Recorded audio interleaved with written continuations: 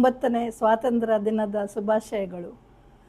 ನಮ್ಮ ಹಿರಿಯರು ಹಾಗೂ ನಾಯಕರು, ದೇಶಭಕ್ತರು ಎಲ್ಲರೂ ತಮ್ಮ ಪ್ರಾಣ ತೆತ್ತು ನಮಗೆ ಸ್ವಾತಂತ್ರ್ಯವನ್ನು ತಂದುಕೊಟ್ಟರು. ಕಳೆದ 79 ವರ್ಷಗಳಲ್ಲಿ ನಮಗೆ ಸಾಕಷ್ಟು ಸ್ವಾತಂತ್ರ್ಯ ಸಿಕ್ಕಿದೆ.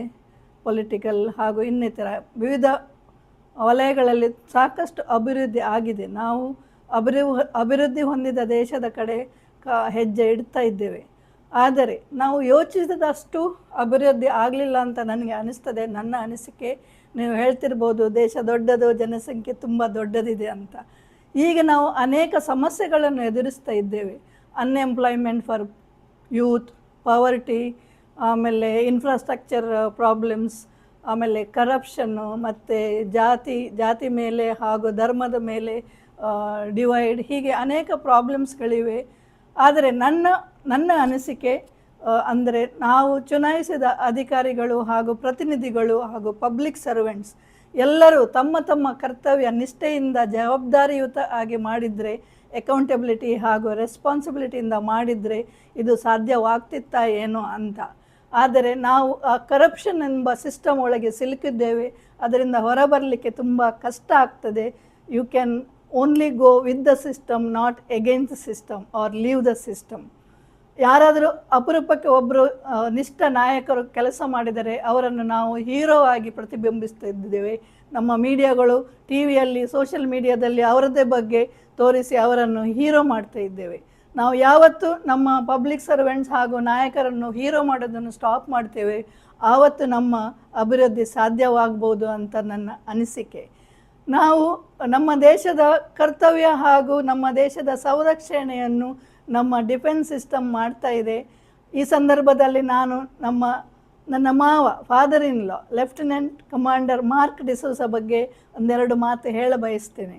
ಅವರು ತಮ್ಮ ಜೀವನ ಪರ್ಯಂತ ಇಂಡಿಯನ್ ನೇವಿಯಲ್ಲಿ ಸೇವೆ ಸಲ್ಲಿಸಿ ದೇಶದ ವಿವಿಧ ಸೆಂಟರ್ಗಳಲ್ಲಿ ಕಾರ್ಯನಿರ್ವಹಿಸಿ ವಿವಿಧ ಯುದ್ಧಗಳಲ್ಲಿ ಭಾಗವಹಿಸಿ ತಮ್ಮ ಜೀವನ ಪರ್ಯಂತ ಸೇವೆಯನ್ನು ಇಂಡಿಯನ್ ನೇವಿಯಲ್ಲಿ ಸಲ್ಲಿಸಿದ್ದಾರೆ.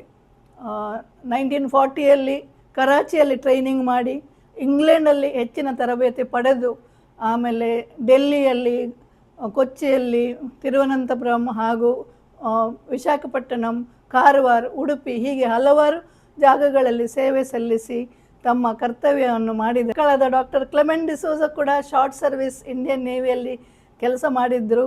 ಆದರೆ 25 ವರ್ಷಗಳಲ್ಲಿ ಈ ನಮ್ಮ ಇನ್ಸ್ಟಿಟ್ಯೂಷನಲ್ಲಿ ಸೇವೆ ಸಲ್ಲಿಸ್ತಿದ್ರು. ಯಾರಿಗೂ ಅದರ ಬಗ್ಗೆ ಹೇಳಿರಲಿಲ್ಲ. ಅವರು 2021ನಲ್ಲಿ ಇಂಡಿಪೆಂಡೆನ್ಸ್ ಡೇ ದಿವಸ ಚೀಫ್ ಗೆಸ್ಟ್ ಆಗುವಾಗ ಅವರದೇ ಸ್ಪೀಚಲ್ಲಿ ಅವರು ಹೇಳಿದಾಗ ಎಲ್ಲರಿಗೂ, ಸ್ಪೆಷಲಿ ಸ್ಟೂಡೆಂಟ್ಸ್ ಹಾಗೂ ಫ್ಯಾಕಲ್ಟಿಗೆ ಗೊತ್ತಾಯಿತು ಇದು ಎಲ್ಲಿಂದ ಇಷ್ಟು ಶಿಸ್ತು ಮತ್ತು ಟೈಮ್ ಕಾನ್ಷಿಯಸ್ ಮತ್ತು ಎಲ್ಲ ರೆಸ್ಪಾನ್ಸಿಬಿಲಿಟಿ ಆ್ಯಂಡ್ ಅಕೌಂಟಬಿಲಿಟಿ ಅಂತ. ಹಾಗೆ ನಾನು ಪರ್ಸನಲ್ ಆಗಿ ನನ್ನ ಫಾದರಿಂದ ಕಲ್ತಿದ್ದು ಡಿಸಿಪ್ಲಿನ್ ಹಾಗೂ ಅಕೌಂಟಬಿಲಿಟಿ ಆ್ಯಂಡ್ ಟೈಮ್ ಕಾನ್ಷಿಯಸ್ನೆಸ್. ಅದೇ ಥರ ನಾವು ನಮ್ಮ ಸಿಟಿಸನ್ ಆಗಿ ಬೇರೆಯವರಿಗೆ ಕೈ ಬೆರಳು ತೋರಿಸೋ ಬದಲು ನಮಗೆ ಕೂಡ ರೈಟ್ಸ್ ಇದ್ದಾವೆ, ನಮಗೆ ಕೂಡ ರೆಸ್ಪಾನ್ಸಿಬಿಲಿಟೀಸ್ ಇದ್ದಾವೆ. ನಮ್ಮ ಜನನಾಯಕರನ್ನು ನಾವು ಪ್ರಶ್ನಿಸಬಹುದು. ಒಬ್ಬರೇ ಹೋದರೆ ಆಗಲಿಕ್ಕಿಲ್ಲ, ಎಲ್ಲರೂ ಒಟ್ಟಾಗಿ ಹೋಗಿ ನಮ್ಮ ನಿವೇದನೆ ಅವರ ಮುಂದಿಟ್ಟರೆ ಅದು ಆಗ್ಬೋದು. ಅದೇ ಥರ ನಮ್ಮ ವಾತಾವರಣ ಸಂರಕ್ಷಣೆ ಹಾಗೂ ನಮ್ಮ ಸ್ವಚ್ಛತೆ ನಮ್ಮ ಕರ್ತವ್ಯ. ನಮ್ಮ ಕರ್ತವ್ಯವನ್ನು ನಾವು ನಿಷ್ಠೆಯಿಂದ ಮಾಡುವ. ನಮ್ಮ ಹಿರಿಯರು ನಮಗೆ ಸ್ವಾತಂತ್ರ್ಯ ದಕ್ಕಿಸಿಕೊಟ್ಟರು. ನಮ್ಮ ಮುಂದಿನ ಪೀಳಿಗೆಗೆ ನಾವು ಏನು ಕೊಡ್ತೇವೆ ಅನ್ನುವ ಕಾಳಜಿ ಅಥವಾ ಪ್ರಶ್ನೆ ನಮ್ಮ ಮುಂದೆ ಇರಬೇಕು.